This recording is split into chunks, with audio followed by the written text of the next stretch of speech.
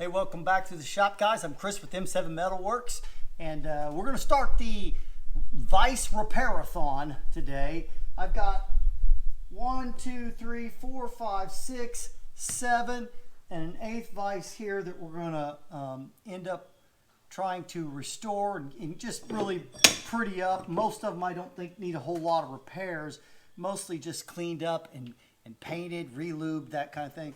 I've got another 3 vices over to my right that need some repairs. And if we get to those before I send all these off to Kansas, great. If not, we'll get them eventually. So the plan here is to restore these, what is it, what did I say, 8 vices? 6, yeah, 8 vices, get them restored and ship them out to Kansas.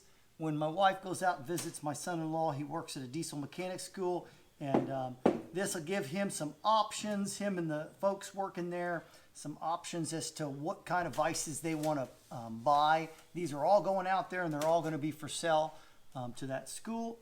And if they decide they don't want any or all of them, they send them back with my wife, and it's no real loss at all because my wife's going out there anyways. And then I would just put them up for sale locally. I think today we'll start the Repairathon off with the, or Restorathon. I think we'll start the Restorathon off today with the Reed, and I believe it's a Reed 204.5R. So really heavy duty, awesome vise, 4.5-inch jaws, and in really pretty good condition. So let's get cracking. The first thing we're going to do here is we're going to get the vise torn down so we can clean each and every part, make sure there aren't any repairs to be made, and then once we've done that, we'll paint it. We'll put it all back together after we've re-lubed everything, and we'll show you how it works. So let's get started.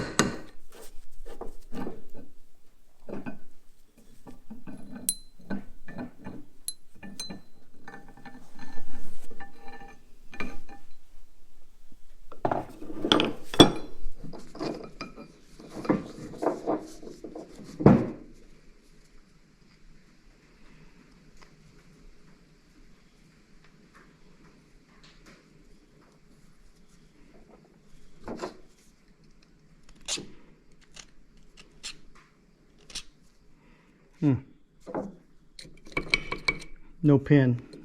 So normally there's a pin here, and we don't have one here.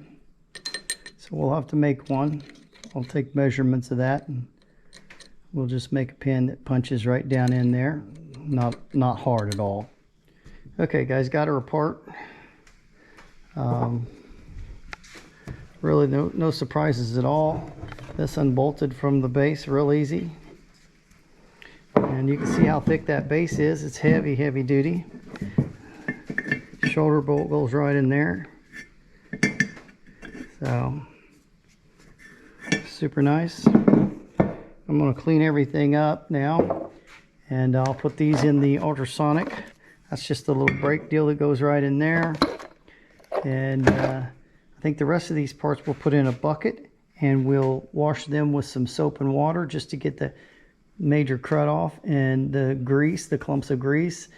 And then I think we'll take the wire wheel to it and get the surface rust and some of this chipped paint and that kind of thing off.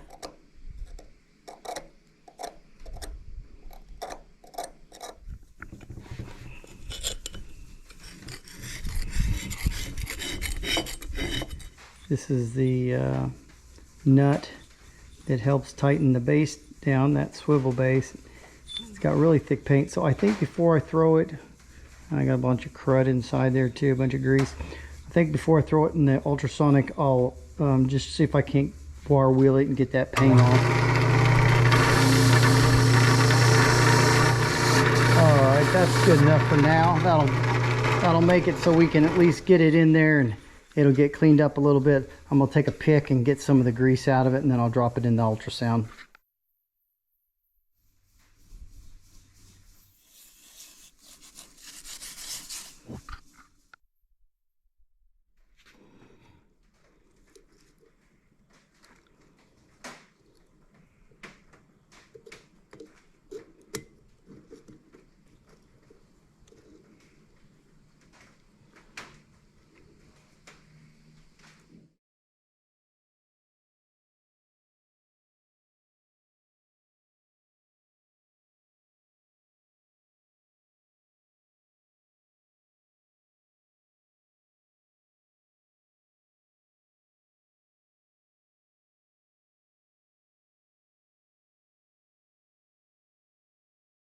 Here, this thing had such thick paint on it, I could barely read any of this, and now it's just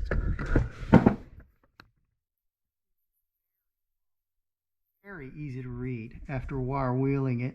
And I took a little dental pick to some of the holes and stuff just to get some of the crud out of there that was remaining. But yeah, pretty impressive.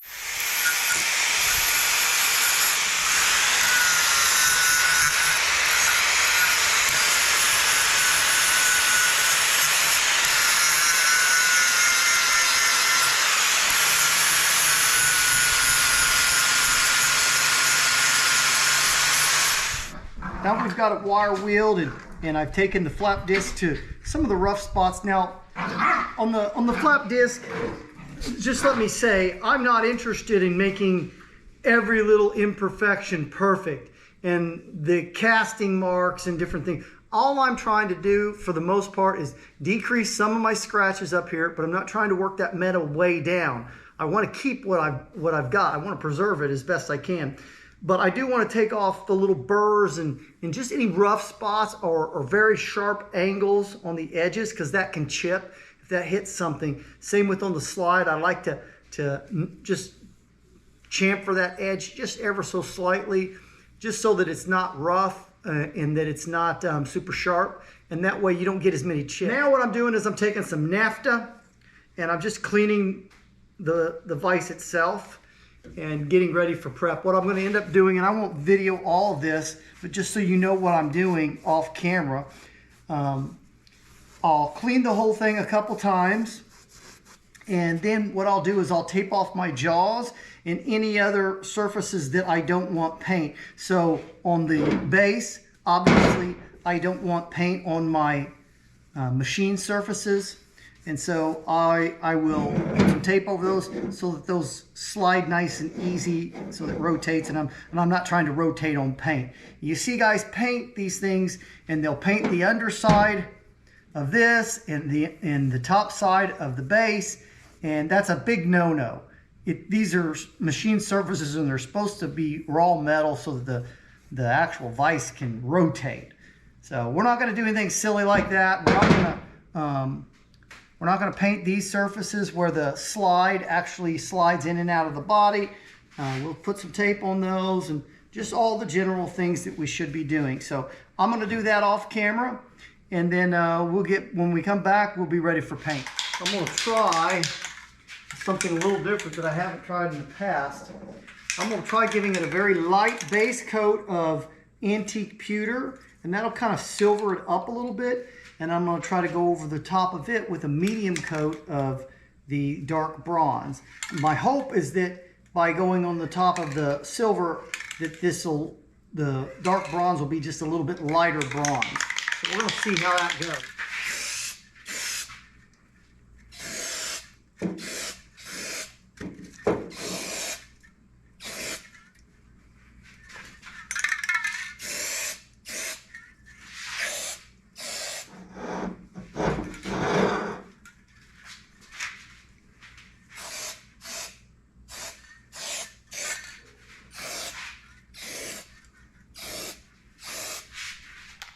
Now we're going to put the dark bronze over that antique pewter, and hopefully that we'll see that the dark bronze just a little bit brighter than it is. Let's just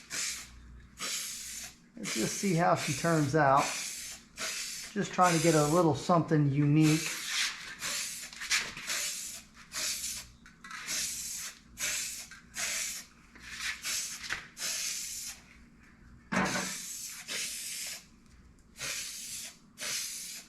This is a hammered paint as well, so it's important to lay it on relatively thick so that it'll give it that hammered look. So far, I like what I'm seeing.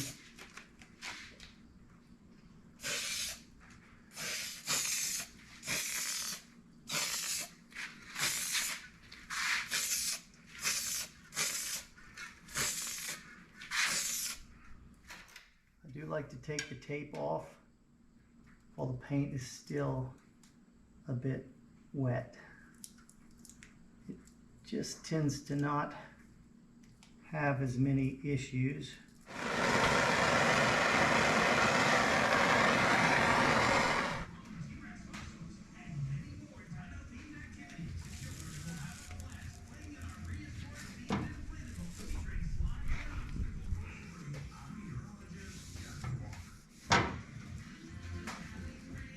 Just a little bit of boiled linseed oil on a warmed handle makes a big difference.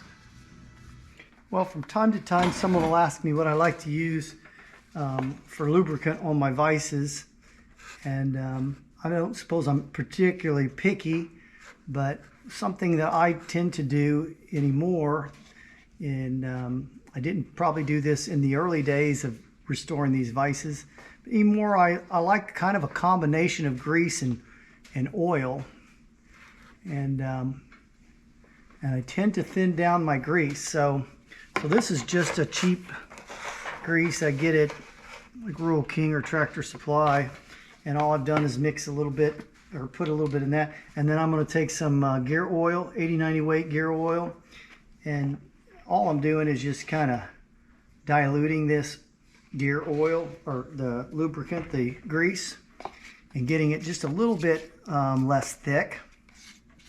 And it'll make working the lead screw a lot nicer, but it also won't go dry as quickly. So if you know anything about grease, it loses the oils that are in the grease after a time, and you know, that's when the grease becomes real hard and thick. And so this will kind of prevent that for me, or it'll prevent it from happening as soon anyways. I've got this is something that I had off of an old drill. And so it's got a taper in it, and it should wedge nicely in there and hold our thing in. Now what I'm going to do is I'm just going to put it in, and I'm going to mark the underside of it, and I'm going to cut it just a little above.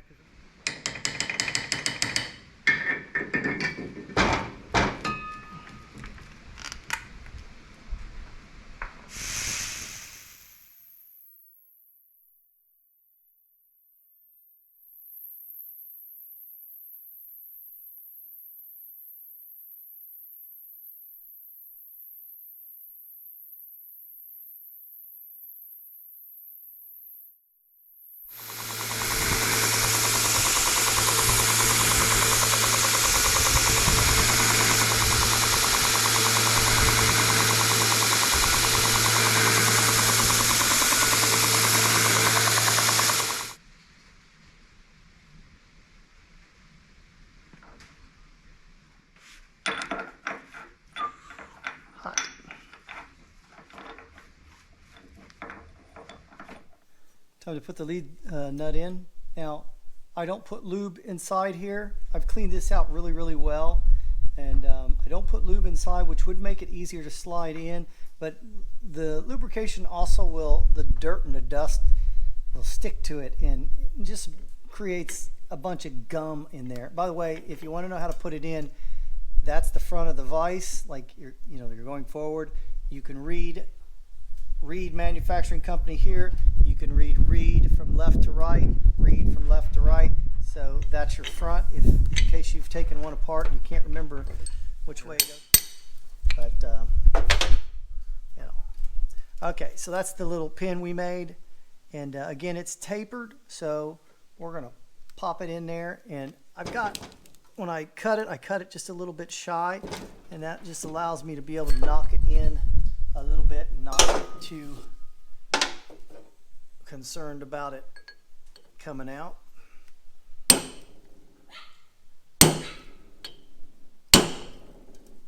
Let's see how that looks. Oh, that's basically perfect.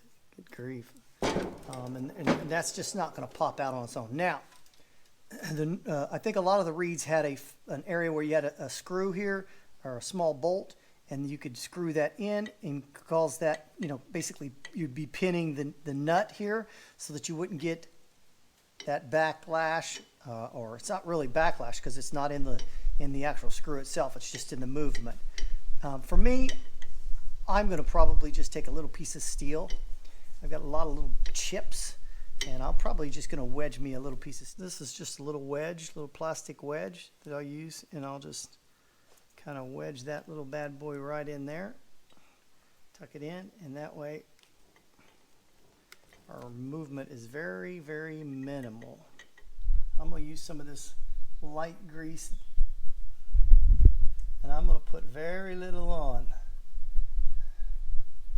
A little goes a long way with this stuff, and remember, your oils and greases will attract a lot of dirt, so I'm just of the mindset of not overdoing this. I've also seen people lube the undersides of this and throw a bunch of grease on this. That kind of defeats the purpose in a lot of ways, but I guess if you're trying to prevent rust, that's a good way of doing it. It just seems like a bit of it's going to make your braking a bit inefficient, I guess, to say the least. Lube on there. That'll keep that spinning freely. There we go. I'll give you a better look at the painting here on the side. The painting, I think, turned out really good for the letters. It looks, I think, very classy. I used a copper color. It kind of almost gives it that gold leaf look. Like I said, it's a bit of a juggling act here. All right. Got a little bit of lube on here. I've got our washer in there. Got a little bit of lube in there. I am not connected to the lead nut. That's important. If you connect to the lead nut, you're going to struggle to get this thing to go in. So you don't want to do that. You have to be loose so that you can push this part in. And you have to be able to thread that sucker in essentially by hand. So now you can see it's going in real easy. And that's how it should, as long as your threads are cleaned out and you've done the things you need to do there. Punch in those little slots. We'll do the fine adjustment here after a bit. How deep that thing was inset when I took it apart, I can't remember how deep it was. I do know it was somewhat flush, at least, and right now it's not flush. So based on the fact that I have no backlash there, we're gonna back it up. Remember, we got those little grooves.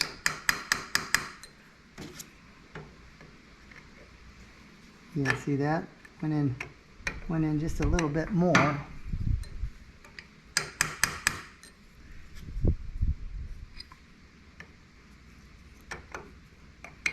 And a little bit more still. Should get to a point where I can't go forward or back. And I think for that,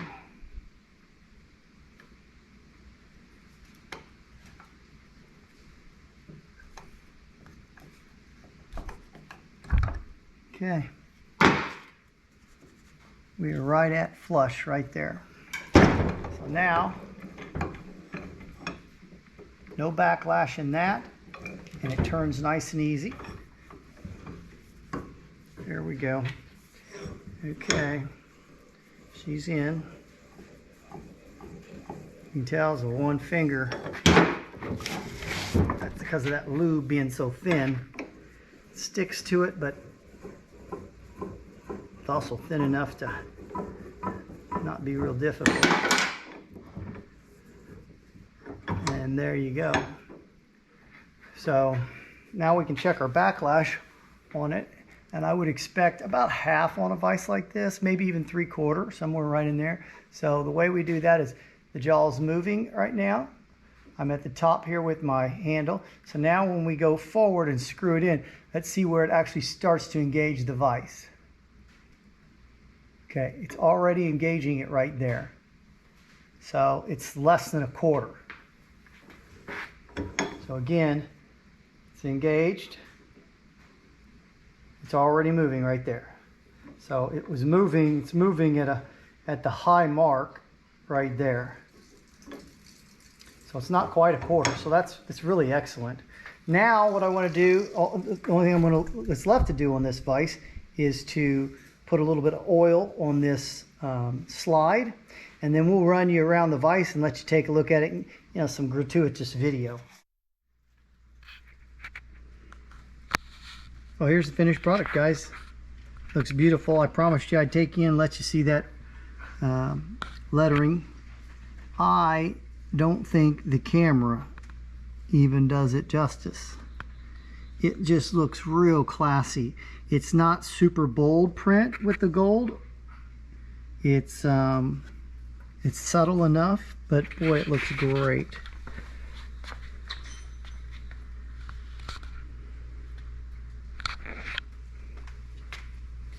Look at all that.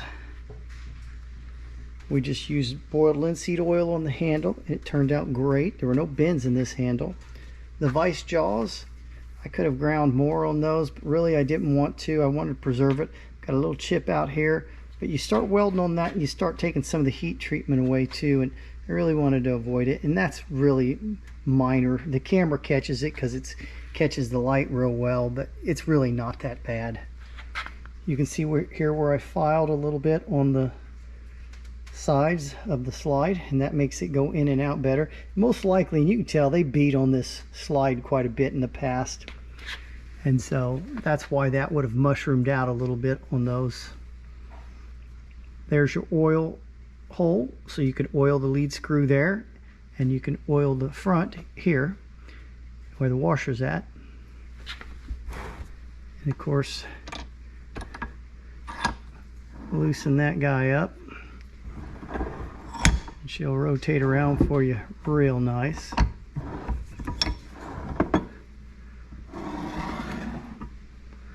Got some oil on the slide now. And it is now extremely functional, very high quality vise. You would struggle to ever be able to break that vise. And these vices, unlike a lot of your modern vices, they actually lock. You get them kind of in between where that's at and snug that bad boy up, and those things are not going to go anywhere on you. So pretty nice. All right, guys, so that's the Reed 204.5R. A lot more vise restoration to follow, because this is the first of at least 8 vices that are going to Kansas to my son-in-law's school for diesel mechanics. So this is number 1. I think the next vise we'll do the Athol. Thanks for watching. Till next time.